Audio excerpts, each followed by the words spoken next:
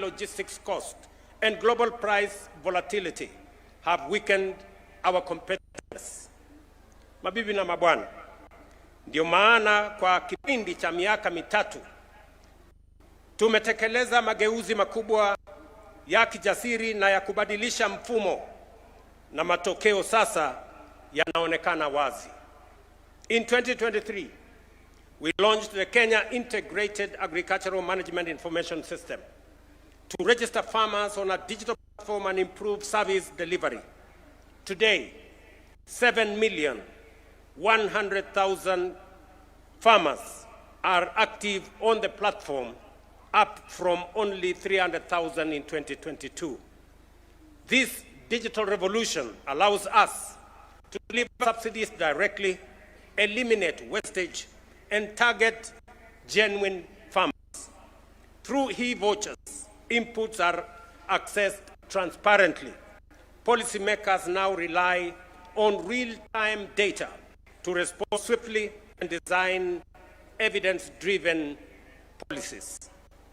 Kupitia mpango wa ruzuku ya mbolea, tupunguza bei kutoka shilingi 7,500 hadi shilingi 2,500 kwa gunia la 50. Kufikia sasa, zaidi ya magunia milioni 21.3 ya mbolea yamesambazwa kwa gharama ya shilingi bilioni 53, na hivyo kuokoa shilingi 105 bilioni kwa wakulima wetu. Tukitazamia mbele, mwaka wa 2026, tutasambaza zaidi ya magunia milioni 12.5 ya mbolea katika wadi zote 1,550 nchini. Mbali na magunia milioni 4,500 ambayo tayari yamepatikana kwa msimu wa mvua mfupi ambao unaendelea hivi sasa. Hatua hizi sasa zimeanza kuzaa matunda, uzalishaji wa mahindi ukipanda na kufikia rekodi ya magunia milioni 67 mwaka wa 2024. Mwaka huu wa 2025 tunatarajia magunia milioni 75.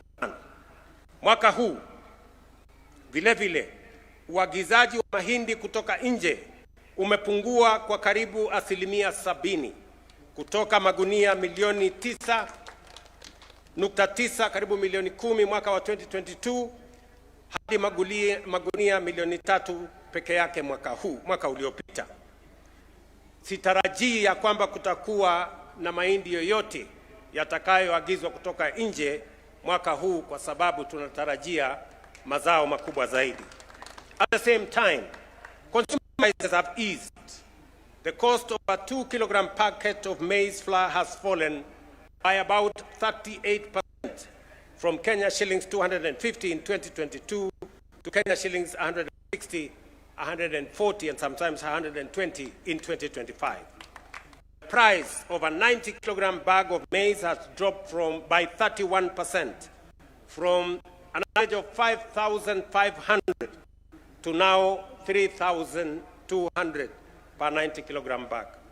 Uzalishaji wa chai umeongezeka kwa 12%, huku mapato yakipanda kwa 40%, kutoka shilingi bilioni 138 mwaka wa 2022 hadi shilingi bilioni 215 mwaka wa 2024. Mapato ya wakulima wadogo yamepanda kutoka shilingi 50 kwa kilo moja hadi shilingi 64 kwa kilo moja ya majani mabichi ya chai. I'm also happy to report that the Kenya Development Corporation has secured a Kenya shillings 3.7 billion concessionary loan to KTDA to modernize equipment in smallholder factories, reduce production costs, and diversify into orthodox tea to address the global glut in black CTC. My minister tells me he rang the bell yesterday, is that correct? A week ago, on the sale, the initial sale of orthodox tea at the tea auction. Katika sekta ya kahawa, bei yamepanda kutoka shilingi 60 ama 70 hadi shilingi 120, kati ya 120 na 140 kwa kilo. Serikali imeweka shilingi bilioni 3 katika hazina ya kushughulikia wakulima wa kahawa, Cherry Revolving Fund, na kufutilia mbali kufikia sasa. Aidha, tumeimarisha shughuli ya kutoa miche na mbolea ili kuongeza mara 3 uzalishaji wa kitaifa kufikia mwaka wa 2028. Katika sekta ya parachichi, miche milioni 3.9 imesambazwa tangu mwaka wa 2022. Kwa makadamia, korosho na nazi, zaidi ya miche milioni 3 imetolewa kwa wakulima. Mabibi na mabwana, sekta ya maziwa imeongezeka kwa lita milioni 700 tangu mwaka wa 2022, na wakulima sasa wanahakikishiwa kiwango cha chini cha kati ya shilingi 45 na shilingi 50 kwa lita moja.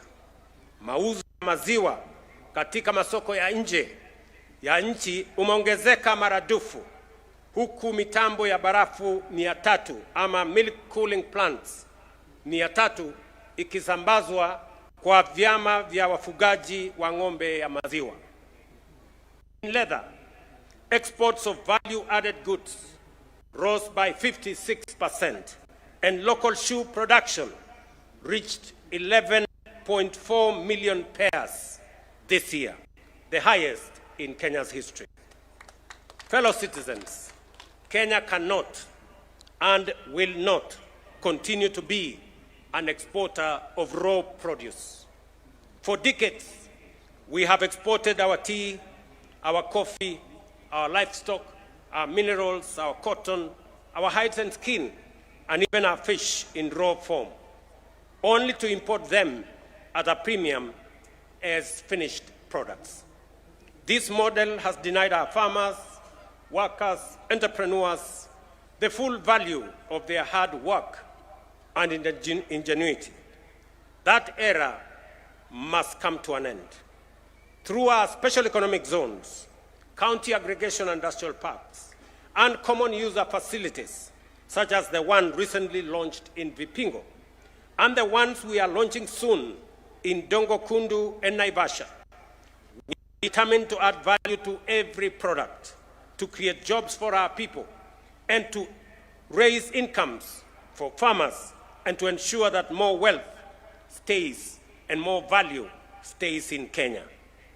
Aidha, tunajenga maeneo maalum ya viwanda vya kukusanya, kutayarisha na kuongezea dhamana kwa mazao yetu ama county aggregation and industrial parks katika county zote 47.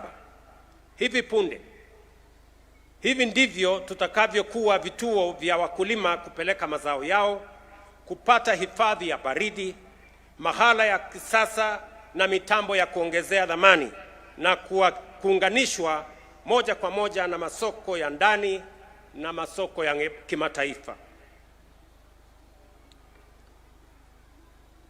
Pia tukipunguza hasara ya mavuno baada ya mavuno, kuondoa madalali wanyonya wakulima, yaani brokers na cartels na watu wengine huko katikati, kupunguza gharama ya usafirishaji na kuhakikisha kwamba wakulima wanapata malipo bora.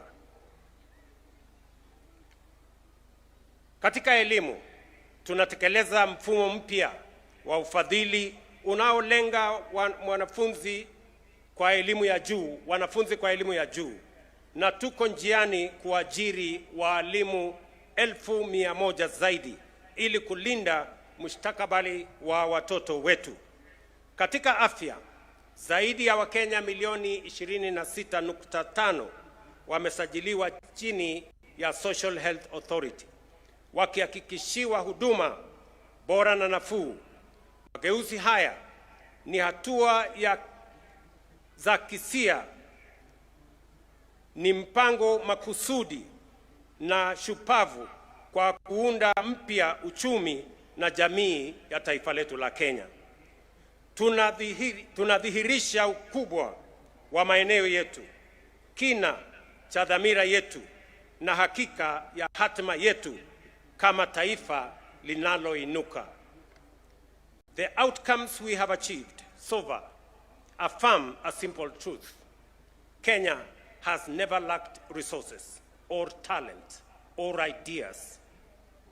What we lacked was steadfast focus, courage of conviction, and bold leadership to rise above mediocrity and pursue excellence. I have made a deliberate and intentional choice not to settle for the ordinary. And I invite you, fellow Kenyans, to make the same choice. Our destiny is not average. It is extraordinary. That excellence is not a mere dream. It is real, it is possible, and it is within our reach. As I speak on matters agriculture, and the minister is here with his team, much as we have achieved what we have achieved, we have managed to stabilize the agricultural sector. We have digitized the whole space, registered 7.1 million farmers. Now we have reliable data to run our agricultural policies and to create and to invent and to innovate every intervention that is going to boost our agricultural productivity. We have also made available resources for all inputs, from fertilizer to seeds and all the way to pesticides. We have also removed brokers, cartels, and people who undermine farmer prices from our space.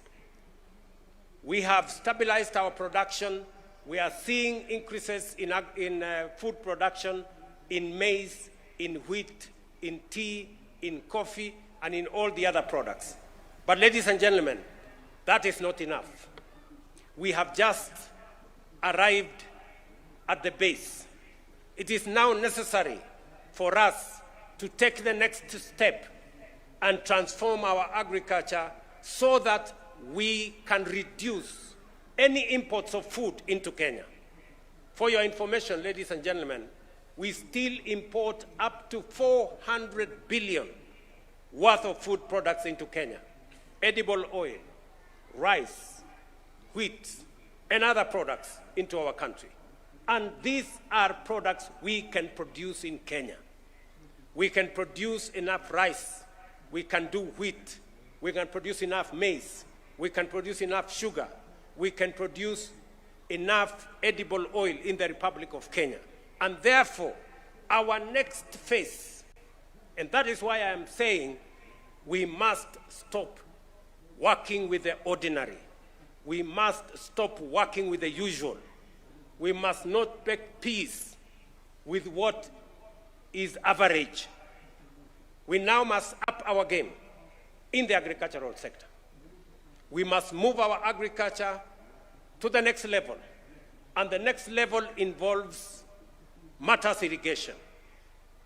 I have already asked the Ministry of Water to work with the Ministry of Agriculture in identifying at least between 30 and 40 mega dams, because irrigation is going to be the next frontier for us to be able to achieve enough food security for us not to import anything into the Republic of Kenya. I have also asked the ministry to begin to think about how we add value. I have said Kenya cannot continue to be an exporter of raw materials into other countries. I must thank other countries who are working with us. I was in China earlier this year, and the Chinese market is now available to Kenya. China has removed all the tariffs on our agricultural products, on tea, on coffee, on macadamia, on avocado, and all the other products. Just last week in the United States government has agreed to the extension of AGOA that equally gives us duty-free and quota-free access to the American market.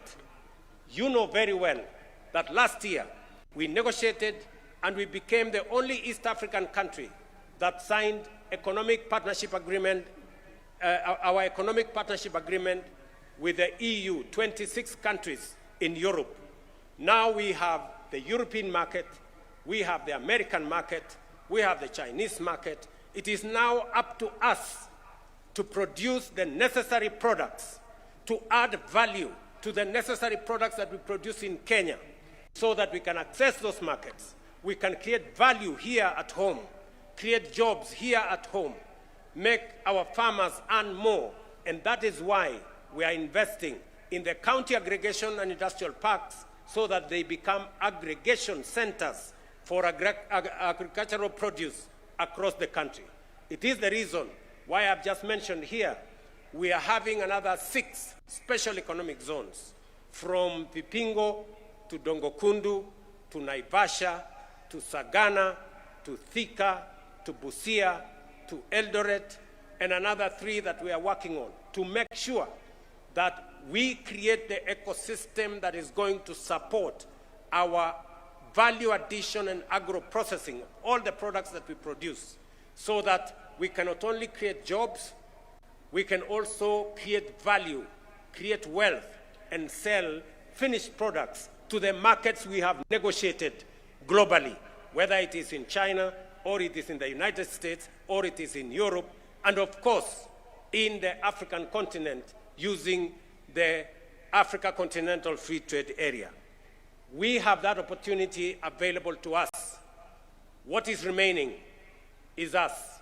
And I want to ask leaders that the difference between the countries that have succeeded, the countries that were with Kenya a few years ago, and I remember saying yesterday, South Korea was exactly like Kenya in 1963.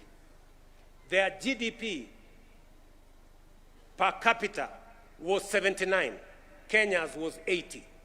Today, the per capita of South Korea is 20 times that of Kenya.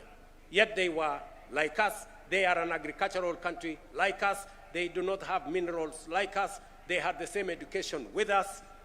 The difference, good people, is not that the South Koreans are different from Kenya. The difference is leadership. It is us, the leaders, who must take the decisions that will move Kenya to the next level. And I am persuaded beyond any reasonable doubt that we can change this country in our lifetime if we make the right decisions. And it is time, ladies and gentlemen, I must tell every leader in Kenya, from our MCAs to our members of parliament, to our governors, and everybody in between, our PSS and ministers, it is time for Kenya to move to the next level, and we must up our game. We must stop working with the ordinary. We must stop making peace with mediocrity. We must stop working with the simple, and we must stop working with the average. We must begin to think about transformation. We must work with the unusual. We must work with the bold and innovative and creative. That is how we are going to achieve the extraordinary and move our country to the next level. I must say this repeatedly because that is what our country deserves at this point in time. I must congratulate the leaders who are working together with us to make sure that we push the transformation of our country. There is now evidence everywhere that the decisions that we have made over the last 3 years are giving us results. Housing that has been burning for many years, today we are building 170,000 houses across Kenya. They are visible. Even the naysayers, they cannot say anything anymore because there is evidence that that is working. Our social health authority is working. That is why 26 million Kenyans are registered on that platform. Our agricultural transformation is working. It may have been difficult, it may have been complicated, but that is what it takes to transform a nation. And therefore, I must say, to us the leaders, the opportunity for Kenya to be in the first world is now. The opportunity is for us to take up our responsibility, fashion what will take Kenya to the next level, work on it as though our lives depend on it, and make sure we take Kenya to the next level. I am persuaded that that is how Kenya is going to move to the next level. And I am persuaded that Kenya has what it takes: the men and women, the resources, the ideas, the policies, the young people of our nation. The restlessness sometimes you see in our young people, the impatience that you see in our young people is because they are impatient with the ordinary. They are tired of the usual, of the average. They want us to up our game because there is great potential in our nation.